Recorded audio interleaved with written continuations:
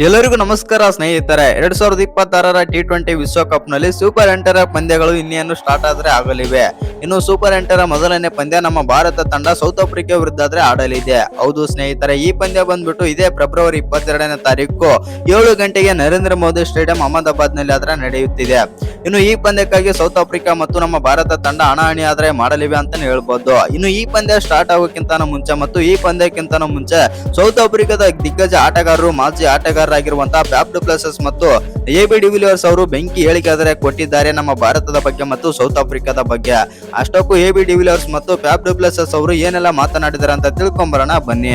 ಅದಕ್ಕಿಂತ ಮುಂಚೆ ನೀವೇನಾದ್ರೂ ಟೀಮ್ ಇಂಡಿಯಾದ ಅಭಿಮಾನಿ ಆಗಿದ್ದಲ್ಲಿ ಈ ವಿಡಿಯೋಗೆ ಒಂದು ಲೈಕ್ ಕೊಟ್ಟು ನಮ್ಮ ಚಾನಲ್ ಅನ್ನ ಸಬ್ಸ್ಕ್ರೈಬ್ ಮಾಡ್ಕೊಳ್ಳಿ. ಹಾಗೆ ಬೆಲ್ ಐಕನ್ ಅನ್ನು ಆಲ್ ಇಟ್ಕೊಳ್ಳೋದು ಮರಿಬೇಡಿ. ಇನ್ನು ನಮ್ಮ ಭಾರತ ಮತ್ತು ಸೌತ್ ಆಫ್ರಿಕಾ ಅಂತ ಬಂದಾಗ ಬಿಗ್ ಮ್ಯಾಚ್ ಅಂದ್ರೂ ತಪ್ಪಿಲ್ಲ. ಯಾಕೆಂದ್ರೆ 2024ರ T20 ವಿಶ್ವಕಪ್ ನಲ್ಲೂ ಕೂಡ ಫೈನಲ್ ಅಲ್ಲಿ ಹಣಾಹಣಿ ಆದರೆ ಮಾಡಿದ್ದವು ಭಾರತ ಮತ್ತು ಸೌತ್ ಆಫ್ರಿಕಾ.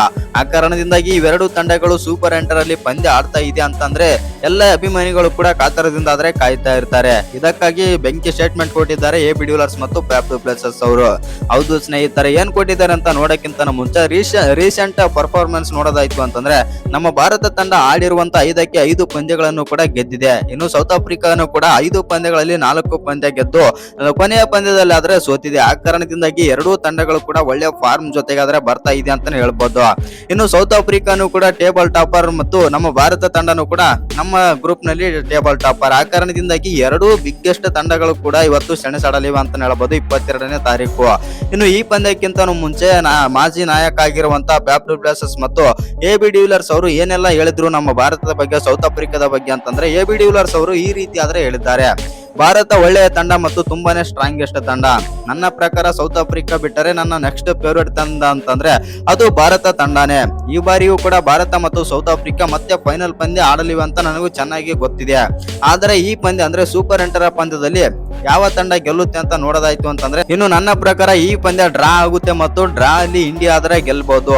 ಇನ್ನು ಈ ಪಂದ್ಯ ಆದ್ರೆ ಭಾರತ ತಂಡ ಮತ್ತು ಸೌತ್ ಆಫ್ರಿಕಾ ಡ್ರಾ ಇಂದಿಗೆ ಅಂತ್ಯಗೊಂಡು ನೆಕ್ಸ್ಟ್ ಸೂಪರ್ ಓವರ್ ಅಲ್ಲಿ ಬಂದ್ಬಿಟ್ಟು ಭಾರತ ತಂಡ ಆದ್ರೆ ಗೆಲ್ಲುವ ಸಾಧ್ಯತೆ ಆದ್ರೆ ಇದೆ ಎಂದು ಎಬಿ ಡಿವಿಲಿಯರ್ಸ್ ಆದ್ರೆ ಹೇಳಿದ್ದಾರೆ. ಇಲ್ಲಿ ಒಂದೇನಂತಂದ್ರೆ ಸೌತ್ ಆಫ್ರಿಕಾನು ಕೂಡ ಸಪೋರ್ಟ್ ಮಾಡಬೇಕು. ಆ ಕಾರಣದಿಂದಾಗಿ ಭಾರತ ತಂಡಕ್ಕೂ ಕೂಡ ಎಬಿ ಡಿ ಅವರು ಸಪೋರ್ಟ್ ಆದ್ರೆ ಮಾಡ್ತಾ ಇದ್ದಾರೆ. ಎಬಿ ಡಿ ಅವ್ರ ತಂಡ ಸೌತ್ ಆಫ್ರಿಕಾ ಆಗಿರೋ ಕಾರಣದಿಂದಾಗಿ ಸಪೋರ್ಟ್ ಮಾಡಲೇಬೇಕು. ಆ ಕಾರಣದಿಂದಾಗಿ ಭಾರತವನ್ನು ಬಿಟ್ಕೊಡ್ತಿಲ್ಲ, ಆದ್ರೂ ಕೂಡ ಭಾರತವನ್ನು ಬಿಟ್ಕೊಡ್ತಿಲ್ಲ ಅಂತ ಹೇಳ್ಬೋದು ಎಬಿ ಡಿ. ಇನ್ನು ಎಬಿ ಡಿ ಬಗ್ಗೆ ಏನ್ ಅನ್ಸುತ್ತಂತ ಕಮೆಂಟ್ ಮಾಡಿ. ಆಮೇಲೆ ಫ್ಯಾಫ್ ಡು ಪ್ಲೆಸಿಸ್ ಅವರು ಕೂಡ ಮಾತಾಡಿದ್ದಾರೆ. ಫ್ಯಾಫ್ ಡು ಪ್ಲೆಸಿಸ್ ಅವರು ಏನೆಲ್ಲ ಸ್ಟೇಟ್ಮೆಂಟ್ ಕೊಟ್ಟಿದ್ದಾರೆ ಅಂತಂದ್ರೆ ಭಾರತ ಸೌತ್ ಆಫ್ರಿಕಾ ಒಳ್ಳೆಯ ತಂಡಗಳು ಮತ್ತು ಎರಡು ಅದ್ಭುತ ಪರ್ಫಾರ್ಮೆನ್ಸ್ ಆದ್ರೆ ಕೊಟ್ಟಿವೆ ಲೀಗ್ ಹಂತದಲ್ಲಿ. ಆ ಕಾರಣದಿಂದಾಗಿ ಎರಡೂ ತಂಡಗಳು ಕೂಡ ತುಂಬಾನೇ ಸ್ಟ್ರಾಂಗ್ ಇರೋ ಕಾರಣದಿಂದಾಗಿ ಯಾವ ತಂಡ ಗೆಲ್ಲುತ್ತೆ ಅಂತ ನಾನು ಅಷ್ಟು ಈಸಿಯಾಗಿ ಹೇಳೋದು ಸಾಧ್ಯವಿಲ್ಲ.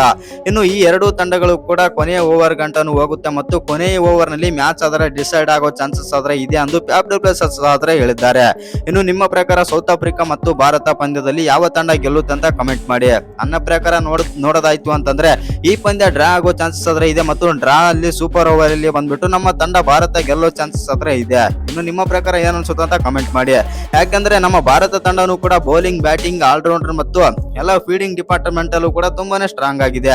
ಇನ್ನು ಸೌತ್ ಆಫ್ರಿಕಾದಲ್ಲಿ ಬಂತು ಅಂತಂದ್ರೆ ಸೌತ್ ಆಫ್ರಿಕಾನು ಕೂಡ ನಮ್ಮ ಭಾರತ ತರನೇ ಆದ್ರೆ ಸ್ಟ್ರಾಂಗೆಸ್ಟ್ ತಂಡ ಅಂತಾನೆ ಹೇಳ್ಬಹುದು. ಆ ಕಾರಣದಿಂದಾಗಿ ಎರಡೂ ತಂಡಗಳು ಕೂಡ ದೊಡ್ಡ ಪೈಪೋಟಿ ನೀಡೋ ಚಾನ್ಸಸ್ ಆದ್ರೆ ಇದೆ. ಒಂದೇನಂತಂದ್ರೆ ನಮ್ಮ ತಂಡದಲ್ಲಿ ಅಭಿಷೇಕ್ ಶರ್ಮಾ ಆದ್ರೆ ಫೇಲ್ ಆಗ್ತಾ ಇದ್ದಾರೆ. ಆದ್ರೆ ಆ ತಂಡದಲ್ಲಿ ಬಂದ್ಬಿಟ್ಟು ಯಾವ ಒಬ್ಬ ಆಟಗಾರನು ಕೂಡ ಫೇಲ್ ಆದ್ರೆ ಆಗ್ತಾ ಇಲ್ಲ. ಬೌಲಿಂಗ್, ಬ್ಯಾಟಿಂಗ್ ಮತ್ತು ಆಲ್ರೌಂಡ್ ಡಿಪಾರ್ಟ್ಮೆಂಟ್ ಸಖತ್ತಾಗಿ ನಿರ್ವಹಿಸ್ತಾ ಇದ್ದಾರೆ ಅಂತ ಹೇಳ್ಬಹುದು ಸೌತ್ ಆಫ್ರಿಕಾದವರು. ಇನ್ನು ನಿಮ್ಮ ಪ್ರಕಾರ ಯಾವ ತಂಡ ಗೆಲ್ಲುತ್ತೆ ಅಂತ ಕಮೆಂಟ್ ಮಾಡಿ.